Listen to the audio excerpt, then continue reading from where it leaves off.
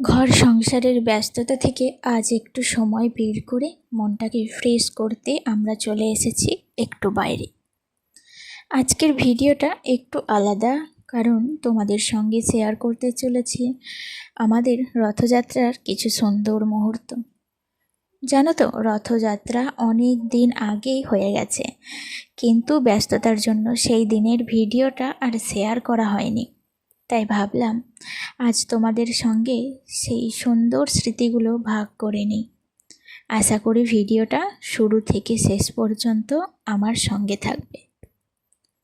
রথযাত্রা আমাদের বাঙালিদের খুবই প্রিয় একটি ঐতিহ্য। জগন্নাথ দেবের এই উৎসবের জন্য সারা বছরই অনেক মানুষ অপেক্ষা করে থাকেন। ইচ্ছা ছিল পুরী গিয়ে রথযাত্রা দেখব, কিন্তু মধ্যবিত্ত পরিবারের সব ইচ্ছা তো আর সব সময় পূরণ করা সম্ভব হয় না। সংসারের দায়িত্ব, সময় আর বাজেট সব কিছু মিলিয়ে অনেক শখই মনের মধ্যে থেকে যায়। তাই আমরা ঠিক করলাম দুধের স্বাদ ঘোলে মেটানোর মতো কাছাকাছি কোথাও রথযাত্রা দেখতে যাব। আর সেই কারণেই চলে এলাম বীরচন্দ্রপুরে। তোমাদের অনেকেই হয়তো জানো, বীরচন্দ্রপুরের রথযাত্রা খুবই বিখ্যাত। প্রতি বছর এখানে প্রচুর মানুষের সমাগম হয়, আর পুরো পরিবেশটা উৎসবের আনন্দে ভরে ওঠে। আর একটা বাড়তি সুবিধাও হয়েছে, এখানে আমার বোনের শ্বশুরবাড়ি, তাই ঘুরে বেড়ানোর পাশাপাশি সবার সঙ্গে দেখা সাক্ষাৎও হয়ে গেল। চলো তাহলে তোমরাও আমাদের সঙ্গে ঘুরে দেখো বীরচন্দ্রপুরের রথযাত্রার সুন্দর পরিবেশ, মেলা, ভিড় আর আজকের পুরো দিনের ছোট ছোট মুহূর্তগুলো। জানো তো, আমিও কিন্তু এই বছরই প্রথম বীরচন্দ্রপুরের রথযাত্রা দেখতে এলাম। আসলে এর আগে এই দিকে তেমন একটা আশাই হয়নি, তবে বোনের বিয়ে হওয়ার পর এখন 2-1বার আসা হয়েছে। তাই এবারের অভিজ্ঞতাটা আমার কাছেও একেবারে নতুন ছিল। সত্যি বলতে প্রথম থেকেই জায়গাটা আমার খুব ভালো লেগেছিল। চারিদিকে এত মানুষের ভিড়, মেলার একটা আনন্দ আর উৎসবের একটা পরিবেশ, সব মিলিয়ে অন্যরকম একটা অনুভূতি হয়েছিল। আর একটা কথা তোমাদের আগে থেকেই বলে রাখি, ভিডিওর কিছু অংশ হয়তো একটু ঝাপসা বা অস্পষ্ট লাগতে পারে, কারণ এই ব্লগটা আমি আমার পুরনো ফোনে রেকর্ড করেছি।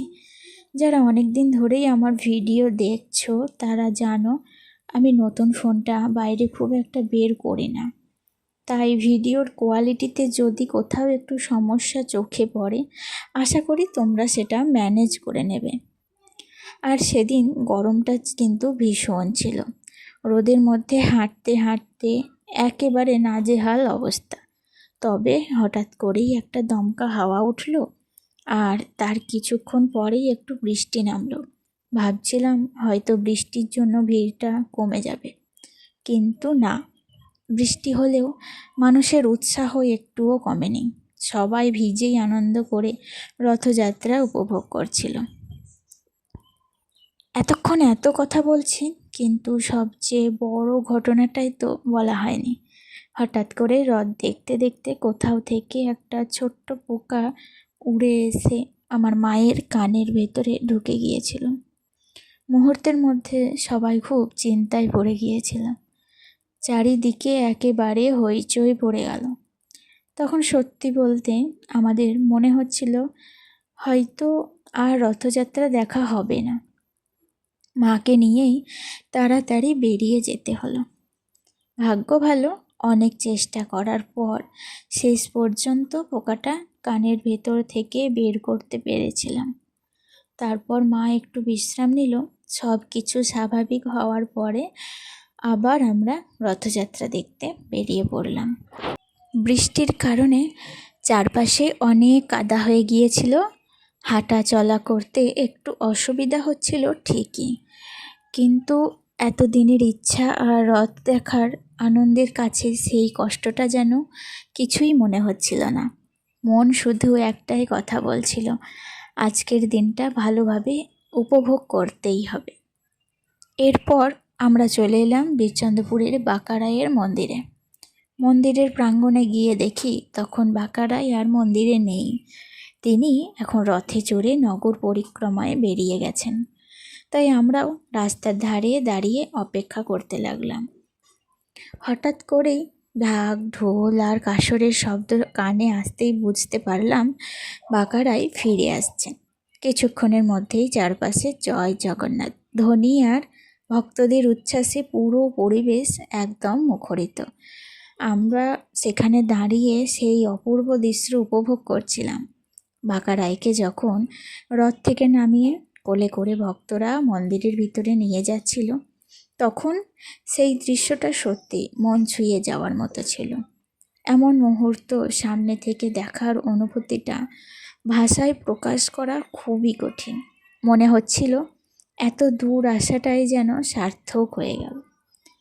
এরপর ভেবেছিলাম একটু মেলার ভেতরেও ঘুরবো, কিন্তু এত বেশি ভিড় ছিল যে আর ভেতরে ঢোকাই সম্ভব হলো না। তাই বাইরে থেকেই কিছুক্ষণ মেলার পরিবেশটা উপভোগ করলাম। সব শেষে ভাবলাম যাওয়ার আগে হঠাৎ একটু ফুচকা খেয়ে নেওয়া যাক, কিন্তু দোকানের সামনেও এত লম্বা লাইন আর ভিড় ছিল যে দাঁড়িয়ে খাওয়া আর হলো না। তাই ফুচকাটা প্যাক করে নিয়ে নিলাম, বাড়ি গিয়ে সবাই মিলে আরাম করে খাবো বলে। যদিও বাঁকারাইয়ের কিন্তু ছবি বা ভিডিও করা মন্দির প্রাঙ্গণে যখন থাকে তখন নিষিদ্ধ থাকে, কিন্তু এই সুযোগ কি হাতছাড়া করা যায় বলো? এত অপরূপ একটা দৃশ্য ভাবলাম ক্যামেরা বন্দি করে নিই। যদিও ক্যামেরাটা স্পষ্ট আসেনি, তবে তোমরা বুঝতে পারছো এত সুন্দর মনোমুগ্ধকর দৃশ্য তোমাদের সাথে শেয়ার না করে আমি কিন্তু থাকতেই পারলাম না। কাছ থেকে যখন ছবি তোলার সুযোগ একবার পেয়েছি, সেই সুযোগটা আমি আর হাতছাড়া করতে চাইনি। যদিও ভয় লাগছিল যদি কেউ কিছু বলে বলে, তবে দেখলাম অনেকেই কিন্তু ভিডিও করছেন, তাই সেই ভয়টা আর পরবর্তীকালে কাজ করেনি। তাহলে চলো বন্ধুরা, আজকে আমার এই ছোট্ট একটা ব্লগ তোমাদের সাথে শেয়ার করলাম। কেমন লাগলো কমেন্টে অবশ্যই জানিও। টাটা।